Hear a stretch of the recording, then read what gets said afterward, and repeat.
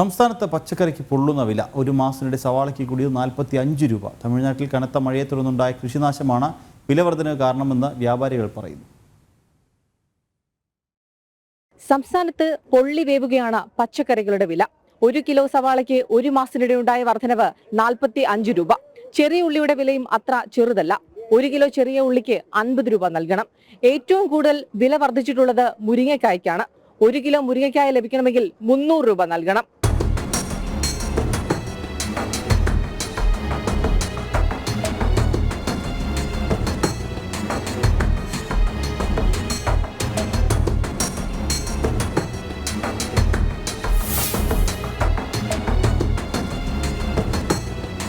മഴ വെള്ളം പറയുമ്പോൾ ഇല്ലാതാവും സാധനം.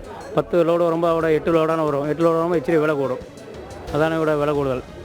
തക്കാളി 60 രൂപ വയ്ക്കുന്നു. 1500 രൂപ പെട്ടി വില തന്നിരിക്കുന്നു. 25 കിലോ അത് 2-3 കിലോ വേസ്റ്റ് പോകണം. അസൽ നമുക്ക് 60 രൂപ വിൽക്കുന്നു. അങ്ങോട്ട് ഇങ്ങോട്ട് ബ്ലാക്ക് ആയിരിക്കണം. അത് ഒന്നും വാങ്ങിയ ആൾ പറഞ്ഞില്ല. നഷ്ടമാണ് നമുക്ക് തക്കാളി കച്ചവടം.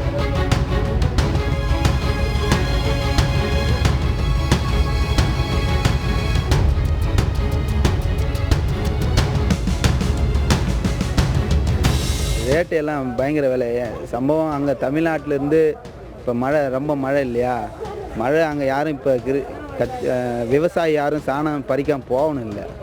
அது எந்தொன்னு പറഞ്ഞാൽ மழை ஆயதுകൊണ്ട് அவங்க போகணும்ல. பயங்கர അവിടെ நஷ்டமான சாணம் இல்லை. அப்போ விலையெல்லாம் ட்ரிபிளான விலை நிற்கிது. கேரட்லாம் ஊட்டி கேரட்லாம் பார்த்தீங்கன்னா நல்லா ஃபஸ்ட்டு குவாலிட்டி கேரட்டு 100 ரூபா விலை இருக்குது. பீட்ரூட்லாம் 100 ரூபா விலை இருக்குது.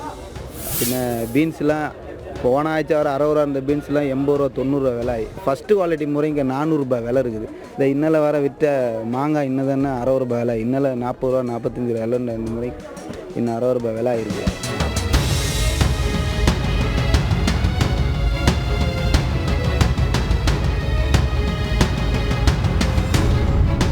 അവിടുത്തെ കൃഷി നാശനഷ്ടമായി. അതുകൊണ്ട് ഇവിടെ വിലയാണ്, ഇത്തിരി വിലയാണ്. ഇത് ഇങ്ങനെ ഒരു 2 മാസം ഇങ്ങനെ മുമ്പോട്ട് പോകുള്ളൂ. സകലം മുതൽ എല്ലാ സാധനം വിലയാണ്. ഒന്നും മാത്രമല്ല, ഉപ്പ് തൊട്ട് കർപ്പൂരം എല്ലാ സാധനം വിലയാണ്. വെളുത്തുള്ളി, സവാള, കിഴങ്ങ്, അങ്ങനെ എല്ലാ സാധനം വിലയാണ്. ഉൽപാദക സംസ്ഥാനങ്ങളിലെ മോശം കാലാവസ്ഥയാണ് ഇത്തരത്തിൽ വിപണിയിലെ വില വർധനവിന് കാരണം. ഈ ഉയർന്ന വില നീണ്ടു നിൽക്കുമോ എന്ന ആശങ്കയിലാണ് ഉപഭോക്താക്കളും. വില കൂടുതലുണ്ട്. സാധാരണക്കാരന് ബുദ്ധിമുട്ട് തന്നെ, പിന്നെ വാങ്ങിക്കാതിരിക്കും. ഇന്നിത്തിരി കൂടുതലാണ്. അല്ലാത്ത ദിവസമൊക്കെ കുറച്ച് കുഴപ്പമില്ലാതെ കിട്ടുമായിരുന്നു. അത്ര തന്നെ വില. നമ്മളെല്ലാ ആഴ്ചയും വരണതാണ്. എന്ത് ചെയ്യാന്ന് പറഞ്ഞാൽ കറങ്ങിയിട്ട് തിരിച്ചു വരികയാണ്. 4 വർഷം കറങ്ങിയിട്ട് വലിയ ബുദ്ധിമുട്ടാണ്. ജീവിക്കാൻ പറ്റാത്ത ഒരു സാഹചര്യമാണ് സാധാരണക്കാരന്. ഇപ്പോൾ താങ്ങില്ല. ഉള്ളി, വെളുത്തുള്ളിയൊക്കെ ഒരു 100 ഗ്രാം വാങ്ങിക്കണമെങ്കിൽ എത്ര 50 രൂപ.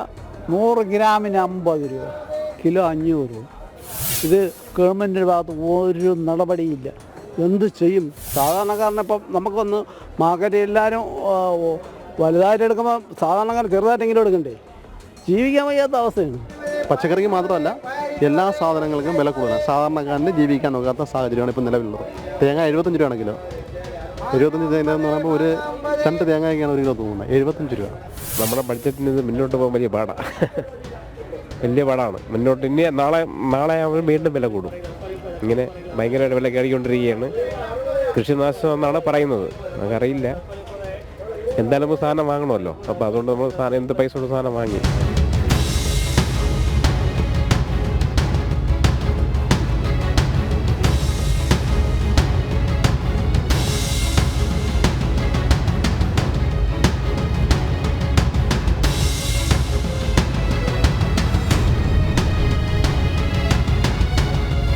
സാധാരണക്കാരന്റെ കുടുംബ ബജറ്റ് താളം തെറ്റിക്കുന്ന വിലവർധനമുണ്ടായിട്ടും സംസ്ഥാന സർക്കാർ വിപണിയിൽ ഇടപെടുന്നില്ലെന്ന ആക്ഷേപം ശക്തമാണ്. തിരുവനന്തപുരം ചാല മാർക്കറ്റിൽ നിന്നും ക്യാമറമാൻ നിതിനൊപ്പം രശ്മി കാർത്തിക, ജനം.